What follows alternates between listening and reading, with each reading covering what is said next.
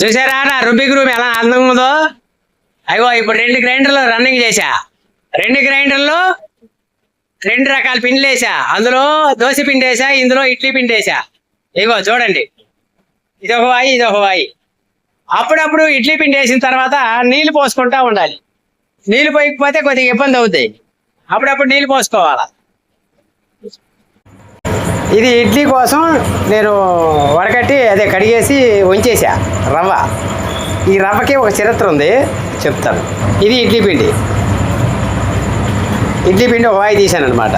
ఇది ఇడ్లీ పిండి ఎలా ఉంటుంది చూసారా, థిక్నెస్ అది. ఇప్పుడు అదిగో అక్కడ ఉంది కదా రవ్వ, అది ఇందులో కలుపుతా. అది తీసిన తర్వాత రవ్వకి ఒక చరిత్ర ఉందని చెప్పారు కదా.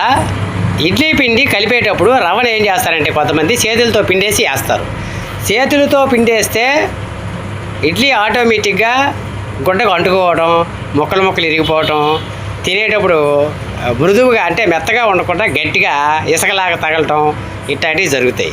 అదే అలా కనుక మనం చూపించినట్టు గుడ్డేసి కట్టి వడకట్టామనుకోండి, అది చాలా స్మూత్గా స్పాంజ్ లాగా వచ్చింది ఇడ్లీ. అది ఒక పెద్ద సీక్రెట్, అది ఎవరు చేయరు. పాతకాలపు నుండి వచ్చే పద్ధతి అలాగ రవ్వని వడకట్టి కడిగిన తర్వాత 3 సార్లు ఉప్పేసి కడుక్కుంటాం మేమైతే. మామూలుగా ఒక్కొక్కరు నీళ్ళేసి కడిగేస్తుంటారు. ఉప్పేసి నీట్గా కడిగి వంచి అలాగా గుడ్డ క్లాత్ కట్టుకొని వంచుకుంటేనే ఆ ఇడ్లీ స్మూత్గా వచ్చింది, స్పాంజ్ లాగా.